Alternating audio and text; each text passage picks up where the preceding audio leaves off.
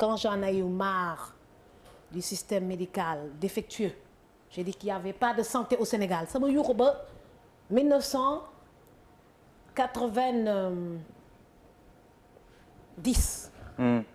Bon voilà ba léegi j'étais de garde à la pédiatrie de Dantec. Ah bon? léegi am na naa bon mais j'étais de garde mais je suis médecin oui. yow mii médecin nga. de garde pédiatrie. Je suis de garde. Quand je dis ça gars yi tellement ils ont un niveau tellement bas. Je suis médecin. J'étais de garde comme tous les étudiants en médecine à Dantec benn malade ñëw. saaguñu balaa muy faatu. xanaa man nekkuma hôpital. sànq ba léegi maa ngi leen di wax sama biir dafa métti mun leen ma jox garab fuddu rek dee suñu wet. ndeysaan. C'était notre premier cas de voir un malade mourir devant nous quoi. Oh. Pendant qu'elle était en train d'agoniser mais son père me faisait la cour. dégg nga wax ji. waaw. ma mère ma ne y a pas de santé au Sénégal comme li xew Louga keroog. en 90. 90. kon loolu yàgg na ci réew mi. mais loolu la ñuy dund tous les jours barke léeg-léeg ngi Louga am na Fatick ma propre fille. pas bu ma jural sama biir. sama doomu mu rakk. perdre na doomam barki dee moo njaay hôpitalu Fatick. ndeysaan yàlla na ko ndax yéex a césarienne. on a politisé le recrutement médical au Sénégal Abdoulaye Diouf Sarr yàlla na ko suñu àq dal. Abdoulaye Diouf Sarr. yàlla na ko suñu àq dal ñun Sénégal. maa ko wax naa ko justifier dafa politiser recrutement yi. d'accord. Macky Sall ñu tooñ. bu mu jëlee Abdoulaye Diouf Sarr teg ko à la tête du ministère de la santé mais un médecin moo war a nekk un ministre de la santé. un médecin les gens me disent pas forcément je dis si forcément. parce que ñoom ñoo xam comment régler les problèmes médicaux et chirurgicaux. comment peut-on prendre ñiy bale de transformer leen bàyyi la ñu nekkee matrone. n'est pas matrone qui veut n'est pas sage-femme qui veut n'est pas gynécologue qui veut. on est tous en sursis au Sénégal. tey soo crise cardiaque fii léegi ñu yóbbu la hôpital Aristide Le Dantec cardiologie bi ñëpp dem nañu tëddi ah. lu tax ñu ragal médecins yi ak professeur de médecine yi kenn du leen yee de. faisant en fonction d'interne yi ak étudiant 4e année 5e année 6e année dañuy bàyyi ñuy gérer l'urgence gars yi di dee rek ci urgence bi kenn du wax dara ñoom ñooy ñan. parce que y a pas un ministre de la santé qui sait ce qui se passe dans les hôpitaux. d'accord. kan mooy jël Awa Mariko Seck di ko wéccee Abdoulaye Diouf Sarr un professeur de médecine maladie infectieuse kooku Awa Mariko Seck xam lépp ci médecine nga nekk ko fa ñu teg ko fa ne politiquement nga bàyyi wàcc ko teg fa Abdoulaye Diouf Sarr. kon loolu Macky Sall la loolu. mais Macky Sall ñu tooñ. d'accord nit ñuy déglu di ngi seetaan. ñu nekk ci corps médicaux yi sax dañ koy dénoncer. moo ñu tooñ. di teg Abdoulaye Diouf Sarr mu ko jox beneen ministère du tourisme il était bien au tourisme mais pas ministère de la santé ba ñun ñëpp on est en sursis da ngay matu lan mooy ëmb 9 mois ak lu ëmb nu mu méttee. on ne doit pas mourir en donnant la vie. nga dem ki lay recevoir amul niveau pour recevoir la moo tax mu saturé. fatigué énervé ba mënul maîtriser sa colère toroxal la nga faatu. looloo fi am le recrutement est politisé. waa APR nga nekk da nga doon bale ñu dugal la ci accueil ñooñu ñooy lay ciipatu soo ñëwee ñooñu ñoo xam ne xamuñ sa naka la ñuy recevoir parce qu'ils politisent le recrutement. da ngay gis ay directeurs des hôpitaux yoo xam ne amuñu niveau bu ñu parce que par copinage ñu nommé leen ko fi nga teg. Macky Sall moo fooyee seen santé Sénégal jël Abdoulaye Diouf Sarr dénk ko ministère de la santé muy toroxal Sénégalais yi man mii ci coronavirus bi comme que j'attaque toujours le ministre de la santé kenn appuyé wu sama rajo te maa fi gën a mën a sensibiliser yow xam nga ko j'étais médecin maa fi gën a mën a sensibiliser sur les problèmes de santé on a donné à tout le monde sauf à Ndella Madior parce que c'est une grande gueule fi nga ko teg. dégg nga wax ji barki ndey boo jaay sama doom ba la ma ñàkk sama sët bale ma ñàkk rupture de la poche des os dimanche opération mercredi foo mu si gisuloo ndox bi su génnee kay xale bi amatul fu mu plongé fu mu fayee dafa war a juddu soo ko déclenché wulee nga césariser xale bi génne xale bi balaa muy rey yaay ji wala muy faatu moom tam si boppam mais dañuy politiser le recrutement placer ay nit yoo xam ne amuñu benn rapport ak santé. mais est-ce que formation bi aussi mënuñu ko tam poser comme. mais on doit former. parce que tamit ça fait défaut. il faut qu'on recrute manque de matériel. il faut qu'on recrute il faut qu'on forme. la formation c'est formation paramédicale parce que à sage-femme yi ñoo ko connaître mais formation sage-femme yi bëri wuñu ñi fi chômé ñu ko am ñu fi am bac bëri nañu nañ leen former xaalis bi ñuy passer yi si campagne yi lu ñuy passer yi si politique bi mun nañ ko jël vraiment renforcer la formation paramédicale et médicale. mais li nga wax et chirurgicale au Sénégal. mais li nga wax ni ñu bëri tey jii duñ ci ànd parce que dañu naan quoi qu'on puisse dire le président Macky Sall ci côté santé moom lim ci def amul benn président boo xam ne def na ko fi. ñii ne nañ plateau médical bi mu fi ñëwee da ko amélioré yow lan mooy sa réponse par rapport ak kàddu yi. il n'est pas médecin il est rassuré par un non-médecin il est rassuré par un non-médecin qui gère des milliards du ministère de la santé qui en fait ce qu'il veut. hôpital yi ñu inauguré fan yii ñu génn yëpp. loolu ça sert à quoi d'inaugurer quand il y a pas de personnel médical et chirurgical compétent à l'intérieur inaugurer des murs. montrer une beauté des lits et puis il y a pas de personnel qualifié pour faire face aux malades. donc kon da nga jàpp yow est-ce que dem nga cimetière Yoff. man sama yaay cimetière Yoff lañ ko denc. damay dem cimetière Yoff ragaluma cimetière. bi nga fa doon gaare fi nga denc ñoom juboka et cetera et tout mais dama fees del te man foofu laa doon gaare sama oto cimetière Yoff fees na. amatul place. lu ko waral. dee yu bëri. fees ba ñu rëdd beneen tali ci. mooy yow yéen xamu leen lu xew mais hôpitaux yi. ah oui. et les gens souffrent dans la dignité. je parle avec le cœur. Sénégalais yi dañuy am dignité dañuy digne dañuy ñàkk dans la dignité xiif dans la dignité dee dans la dignité. ba ci kaw loolu hôpitaux yi. ba ci kaw loolu di ko muñee nag di ko muñ yow gis bi laay hôpital bi day na waar de yow sa malade ñu koy jox il faut nga fay pour nga suuf sa malade il faut nga fay pour mu génn ci hôpital bi. on est où dans ce pays. balaa ngay dugg da ngay fay balaa soo dee balaa ngay génn nga fay. léegi Macky Sall loolu moo tax ñu dénk ko dëkk bi tey ku fi dee balaa sa code bi génn nga fay même soo amulee xaalis da ngay dem keti. mais c'est quoi ça loolu la Sénégal yi di dund dans la dignité. Touba dama Touba set. fees na del chaque jour ñaata mort la ñuy denc parce que les hôpitaux ne font pas leur travail. il nous a mis une personne incompétente à la tête du ministère de la santé et les gens souffrent en silence. fi nga ko teg. Ndella benn laaj. fi nga ko teg wàllu nga nekk dañoo xëy tey gis yenn ci ay yéenekaay jot nañ koo xëyee ñenn ci syndicat yi nga xam ne ñoo nekkee ci wàllum santé bi ñoom sax ci loolu ci la ñuy bëral ak li nga xam ne moo xew foofee nga xamante ni moo di ci diwaanu Louga ne dañoo fas yéene banque loxo à partir de jeudi bi ñu dëgmal vis-à-vis comportement bi nga xam ne am na wala réaction bu ministère de la santé ci jëf ba am Louga ñu ne dañuy banque seen loxo est-ce que jàpp ma ni loolu benn condamnation la boo xam ne moom la ñuy def pour ñàkk ànd ci décision kii bi ministère bi jàpp ne ñenn ñi dañoo fayir ca fañ nekkoon wala yow da nga jàpp ne fayit bi du kenn ku dul ministère bi. c'est des responsabilités partagées parce que c'était pas Abdoulaye Diouf Sarr qui était à l'hôpital là-bas à Louga. Sakhir Mbaye. personnel dañoo fa nekk fu laaluñu ko négliger affaire bi yaay négligence hospitalière ba xale bi faatu ba yaay jëkk ji ñoo ko ne kaay leen kii faatu na ñoom sax fekkewuñu bi ñuy faatu. jëkkër ji ak yaay ji man d'après des témoignages yu ma déglu ci internet ñoo ne kaay leen kii faatu na faalewuñu ko dañuy préférer toog di naan ataay di waxtaan. je suis médecin je sais ce qui se passe je m'en foutisme moo fa nekk man loolu moo ma traumatisé ba man la fi communication médico-sociale. d'accord pour di ko yuuxu ci rajo yi. soo jëlee koo xam ne amul formation médicale doon bale nekk fille de salle ah ñu gravir loo ko échelon parce que mi ngi APR wala mi ngi ci benn parti qui est dans la mouvance. placé ko foo xam ne waru fa placé kooku reykatu nit la.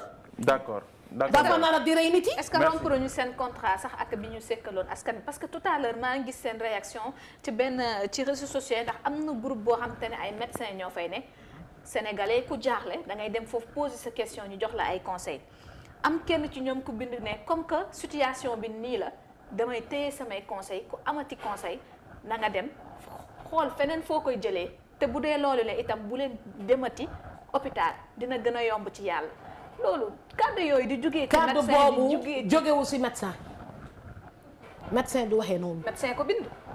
kàddu yooyu jógewu ci médecin soo ko xoolee ba xool kàddu yooyu jógewu ci médecin bu pare formation bu nekk médecin dëgg da ngay am yërmande. médecin dëgg nag moo ko wax. da ngay am yeneen yërmande moroomam yi ko ci soutenir. léegi affaire bi amul ay solidarité.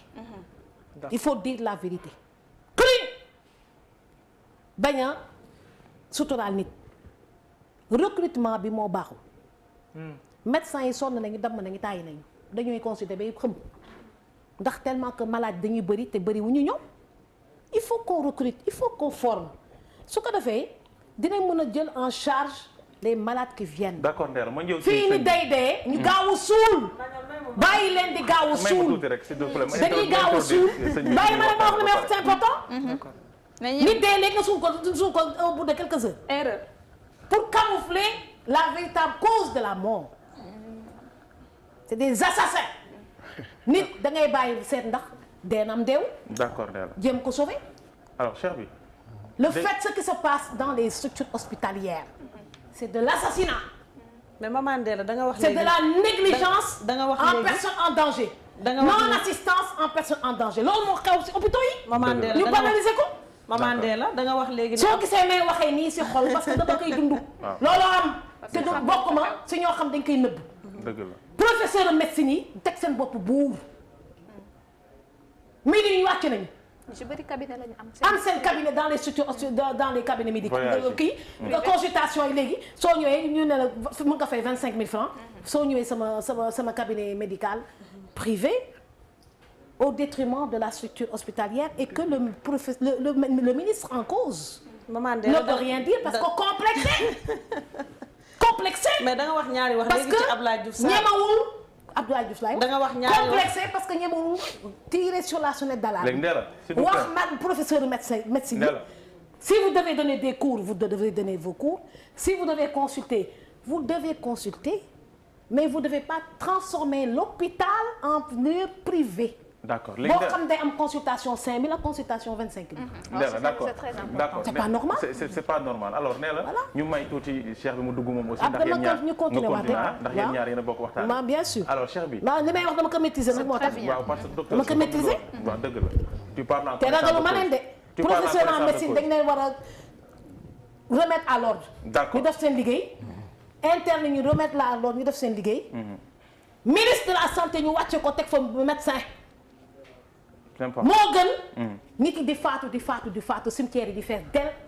dégg nga position Ndella par rapport ak xibaar boobu nga xam te mën nañu semaine bi ñu génn yëpp loolu moo ko alimenté.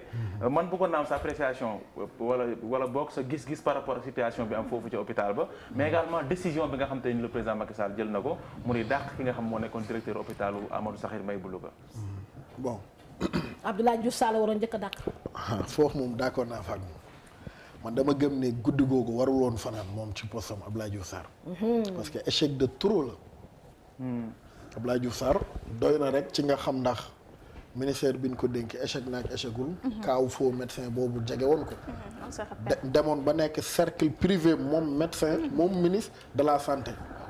kon kooku ñaata nit la lor te ñaata nit ñu mel ne kooku ñoo fi nekk.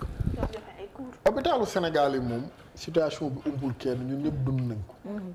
boo ko dundul ci sa jëmm dund nga ko ci sa mbokk boo ko dundul ci sa mbokk ku la jege dund na ko. lal kese la am abattoir la. nit da ngay jóge sa kër am espérance su 50% dem hôpital bi réduire ko à 0 nga dee. ñaata nit ñoo fa dem di opérer wu opération bi am complication nga jëlee fa wéere di sooxee ko ba dee. mooy maladie nosocomiale ñaata nit a fa dem. ñu war la jël en charge di la négliger amoo garab bi jëndal lii suñu hôpital yi amul lu dul lal. urgence lal rek fa ne lépp da ngay génn tey boo amoon malade guddi yóbbu ko urgence boo amul yenn moyens yi sa malade day dee parce que da ngay wër pharmacie Dakar yi di jënd. amul lenn lu am ci hôpital yi lu dul lal. hôpital principal bi du jot urgence pédiatrique à partir de minuit. ñëpp Dantec la ñuy dem. hôpital situation yi fa nekk dund naa ko ak ay malade. waaw xam naa ci bu baax a baax donc. possible mbir moo xaw a doy waar la. situation bu catastrophique moo nekk suñu hôpital yi. lu war a doon solution bi. amul rigueur bi mu war a am. dénkuñu médecine bi kin ko war a dénk man mënuma concevoir président de la république moom santé mu dénk ko médecin militaire. mooy la général Meng. ñun suñu santé ñu jox ko ay civil man foofu laa d'accord pourquoi pas duñ jël médecin militaire yi jox leen santé bi. ce sont les meilleurs. général Meng boobu de suñu professeur la woon mënoon na ko jox ministère de la santé. nekk meilleur a tax ñu jël santé président dénk ko militaire pourquoi na ko jox ministère de la santé pourquoi ñun jëlun suñu wér-gu-yaram dénk ko militaire yi dafa am négligence c'est-à-dire sànq yaa ngi wax naan président milliards yi mu injecté ci santé mais est-ce que àgg na ci base hôpital yi rigueur la amul am nañ ay médecins am nañ ay professeurs mais rigueuru liggéey bi moo fa newul parce que xam nañ ni kenn topp leen ko wala kenn recruté wu leen pour loolu dañ ko politiquer santé bi santé mooy échec bi gën a mag ci mandat wu Macky Sall yi. Abdoulaye Diouf Sarr mii dañ ko war a dàq. loolu mooy dëgg. loolu lay dëgg. munoo nekk ci réew Covid am àddina bi yëpp di coow ay moyens ak ay matériel fii ci réew mi ñu naan ñi ngi jaay matériel ay clinique privée ministre boobu dàq ko parce que da nga amoon ci moom yaakaar dafa am base. Abdoulaye Diouf Sarr amul luy justifier maintenir bi ñu ko maintenir ci poste mais yaa ngi naan nañ ko dàq mais Abdoulaye Diouf Sarr ci coronavirus bi ñu génn nii wala bi ñu nekk nii sax ba léegi jeexagul. échec la Abdoulaye Diouf Sarr def ci corona bi da ko félicité ci liggéey bu am solo bi mu def ba def ko sax li nga xam te moom moo nag nekk selon ñoom. sur la base de fausses informations c'était justement politique xam nga boobu. c'était politique Macky Sall soxla na rebondir soxla na dara lu mu jafandu ñu politiquer ko mooy seen ceebe seen lépp dañ ko politiquer Diouf Sarr échec la def moo tax moom problème ak professeurs yi. dafa échec. sëriñ bi loolu mooy dëgg problème avec les professeurs. yow mënoo ñu dem jëndi matériel. tamit Covid jeexagul deuxième vague. mais jaay nañ matériel yi loolu débat bi mi ngi woon fii il a fallu que président mujjee arbitrer. mais sëriñ bi gis nga situation wu hôpital yi. ku lay wax na la santé bi baax na rek dafa amul malade wala dafa dem suñu urgence yi boo bëggee xam réalité dëkk bi rek dawalal fa oto gaare dugg ci suñu hôpital yi deewukaay la loolu muy dëgg moo ko wax ku fa dem sa espérance day wàññeeku hôpital yi amul dara boo amul moyen moom yow déjà boo ñëwee urgence da ngay am chance ngir ñu mën la jël en charge benn bu ñu la jëlee en charge nga ñaan yàlla am moyen wala ànd ak ko am moyen ngir mun a faj sam malade médicament lépp da ngay génn jënd ko di wër pharmacie Dakar dara loo xam ne dañ koy li ma leer ne man dama ko dund solution salé yi diabétique yi di pikiro sax dañ koy jënd hôpital d'accord Ndella alors mu nekk sujet bu warul xaar sax ku ko dàq dafa waroon démission. mais vous ne pensez pas que les responsabilités doivent être situées parce que sànq da nga ko wax contrediraat sa bopp tey Abdoulaye Diouf Sarr mi nga xam ni mooy ministre de la santé n'est pas responsable de ce qui s'est passé à Louga. Il est responsable de ce qui s'est passé à Louga parce que moom mooy politiser le recrutement. mooy politiser le recrutement. donc Diouf Sarr na nga bëgg a wax ne moom il est responsable, il doit démissionner. C'est le premier responsable. C'est le premier responsable. Premier responsable. ñi nekk fii di toroxal à l'accueil. C'est le recrutement qu'on a politisé. dañuy fonto Sénégal. Diouf Sarr dafa waroon démissionné sax. waroon mais ñu joxee responsabilité Diouf Sarr noonu lañ ko war a joxee le directeur ban ko jox ñi nga xam ne ñoom ñooy médecin ñëpp. chaîne bi ils sont responsables. Le président ne devait pas nommer Abdoulaye Diouf Sarr à la tête du ministère de la santé. Par respect aux professeurs de médecine, par respect aux médecins, par rapport bi gën a mag ci magistère Macky Sall ci la bokk. par rapport à réaction Diouf Sarr le ministère est regorgé de milliards. regorgé de milliards. su ko defee ñoom ñuy def leen neex si dëkk bi. ñi def audit bi tamit duñ def audit. ñuy def leen neex c'est pas normal. ñoom dañuy situé on doit respecter la santé des Sénégalais. mettre des médecins à la tête du ministère de la santé. D'accord. recruter former loolu dëgg. est-ce que vous pouvez pas être d'accord avec Abdoulaye Diouf Sarr du moment où il dit mort la boo xamante ni ça pourrait être évitable. Mais bien sûr que ça pourrait être évitable. Plus jamais ça, on ne doit pas mourir en donnant la vie. Dépassez les stades partout ailleurs dans le monde. C'est que seulement qu'au Sénégal dañu ne ndogalu yàlla la. ban ndogalu yàlla. donc moom accepté na ko. Comment? maanaam donc moom. il le dit pour sauver son poste. su ko accepté woon day démissionné. mais il le dit pour sauver son pour poste. moyen de ça. d'accord merci après là. yeneen dëkk ce qui se passe dans les hôpitaux. moo jaaduwul. waaw Macky Sall Abdoulaye Diouf su ko conseillé médicalement àddina tukki na. ah. mais àddina tukki na. mais quelqu'un qui sait rien du système médical. mais est-ce que bu amoon comment peut-il conseiller un président de la République. mais cabinet aussi nekkul ne ay kàngam fay nekk tamit. mais pour ça sert à rien. même moom aussi il faut être têtu parfois. il a des problèmes avec des professeurs. yaa dégg professeur bi muy expliquer seen réunion yi ni mu daan demee dégg nga ko. dañuy gedd dem. soo ñëwee sax pare wax xam-xam gis nga après ni lay xoolee bi nga génnee ña fa yàgg dañ lay wax ne la non bul dugg ci ñëwal toog buñ dajee waxtaan pour dem yëkkati ay per diem jox leen c'est-à-dire dafa. c'est pas un problème de per diem c'est pas un problème de yokk salaire. c'est pas un problème de santé bi ci boppam moo feebar ñu def leen neex ci. santé bi ci boppam moo feebar moo problème ak Abdoulaye Diouf. ah benn problème parce qu'il doit pas être ministre de la santé. il doit pas être ministre de la santé. oh problème moom. les affaires partagées il ne doit pas être ministère de la santé yow tamit. mais ministre de la santé médecin la war a doon. mais waxuñ ko fenn aussi Ousmane Ngom nekkoon na ko. mais waxuñ ko fenn aussi li nga wax waxuñ fenn ne. Ndéla kii am na ñu ko nekkoon. waxuñ fenn ne même Fada nekkoon na ko.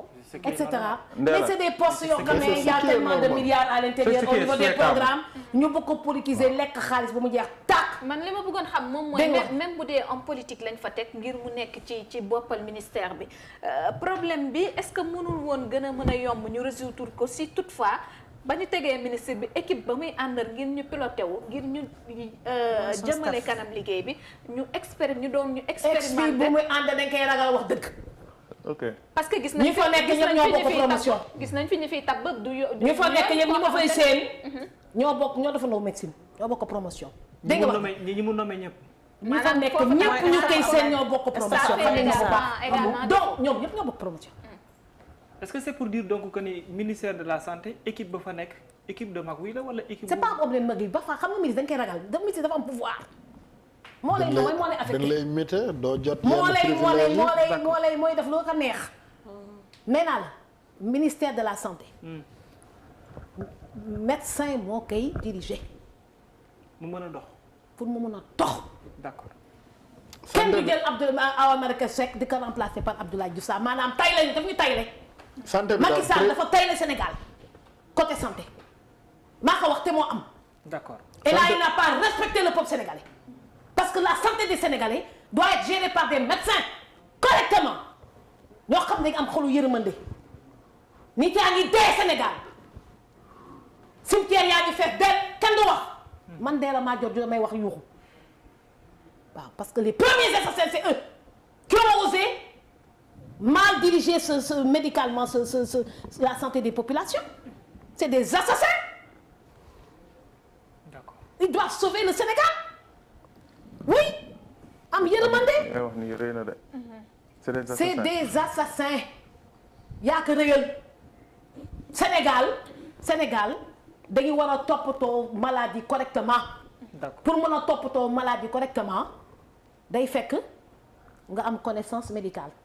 xam lan mooy urgence médicale. Abdoulaye Diouf Sarr Macky Sall su taxawee ma wax dañuy daanu. kon li ma si xam dañ si xam 1%. mais am na médecin dañ si xam 1% xamuñu si 1%. mais après ce sont ces personnes qui vont gérer notre santé à nous. mais la am na médecin yoo xamante ni également dañuy dédouané wu ci li nga xamante ni moom moo xew maanaam jàpp nañ ni on doit pas mettre dans le même sac boole leen ñoom ñëpp def leen ci benn mbuus ne médecin yëpp bon. ndax gis nañ cas d'urgence yoo xamante ni ñoom ñoo wala nit ñi dañuy jël ñoom même ci référence sax wala de exemple ci coronavirus bi beaucoup de médecins ont perdu la vie ci jamonoy coronavirus boobule te dañu exposé wu woon ngir mën a sauver ay Sénégalais. parce que y avait pas suffisamment de matériel de prévention. y avait pas suffisamment de médecins ñu sacrifié wu ndeysaan saraxe seen bopp. il y a eu beaucoup de démissions. mais fii nga toog dégg médecin yi di casse ci gant. gant le minimum. c'est-à-dire pas de matériel. politique gu président ci santé. yow mooy zéro premier échec. gestion ministre bi. topp ci nekk échec. lii moo ñu dal ñun. médecine bi feebar. président moom ci boppam politique de santé moo échec parce que mënoo jël politicien. de base kuy xëccoo base ku actif comme Diouf Sarr dégg ko suñu santé. loolu mooy premier échec gu Macky Sall. politicien bu actif comme Diouf Sarr di xëccoo base di xëccoo mairie Dakar di xëccoo doonu Macky Sall APR nga dénk ko ñun suñu santé muy premier échec bi. kon Abdoulaye Diouf Sarr day xëccoo doonu Macky Sall. bien sûr. bokk na ci poulain loolu du loolu xëy na yaa xëy door a xam tey mais loolu ñëpp xam nañ ko. Diouf Sarr fait partie des potentiels yi jàpp ne mun nañu doonu Macky. kon loolu su amoon président Macky Sall du ko wàcce parce que lu ñu wax mooy président ku mu jàpp ne war na koo mën a doon. élection yi day wàññi sa doole.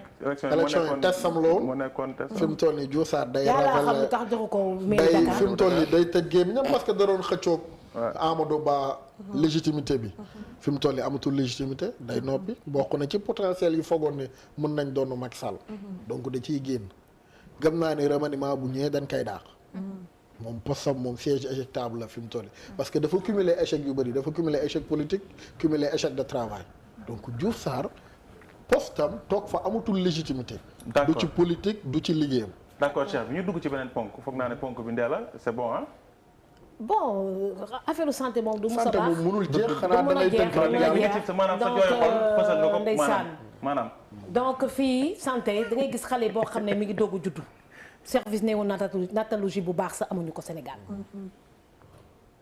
xam nga lan mooy néonatologie bu baax mooy xale yi doog a juddu nekk prématuré ñu war leen toppatoo ñi ne ci kii boobu noonu couveuse yi da ngay dégg ñun la doxul amuñu ko matériel bu baax loo xam ne cheru sax ça ne va pas vraiment mais mënuñu ko jënd parce que xamuñu ko ça ne va pas da ngay jënd loo xam donc fii la fi ay couveuse yow daal ndee la maanaam bu ñu la joxoon bébé ministre santé nga gérer ko normalement suñ ko joxoon n'importe quel médecin mu gérer ko correctement n'importe quel médecin laa la waxoon nag ndee la médecin sama promotionnaire ñoom ñëpp maa leen mën dam leen laaj ñoom ñëpp maa leen mën man daanaan laa musuma redoubler macha allah am na ñu naan nag dëgër fit képp donc kese moo tax mu lay wax loolu médecin la waaye sa xam-xam ci médecin des na rek mooy ce sont les cas sociaux ñuy wax rek ñun médecine la ñu def te xam man consultation dama lay xool ni di wax loolu daal mu lay wax xool yi di wax loolu daal sa baat rek laay xool xam ndax yaa am nga problème cardiaque ou pas on est formé bien formé man problème lan la man yow ban problème à part bën yi nga xam ne Kaolack moo ko yàq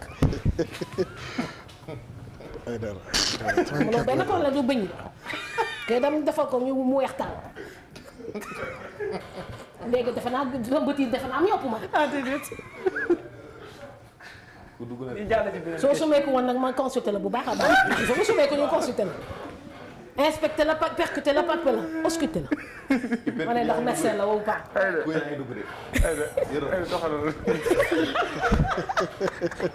xam nga tax nga ba mu mais bët yi moom weex na taal amuloo problème bët xam nga tax nga mu amul benn ictère ci bët yi amuloo anémie ay dara nañ dem dugg ci sujet d'actualité bi bi ñu daw alors ñu dem ci mbokku capitaine Touré bi nga xam te ne mu ngi doon jàngale fële ca IAM ñu dàq ko donc lu ni mel nekk lu nga xam te ne créé na aussi débat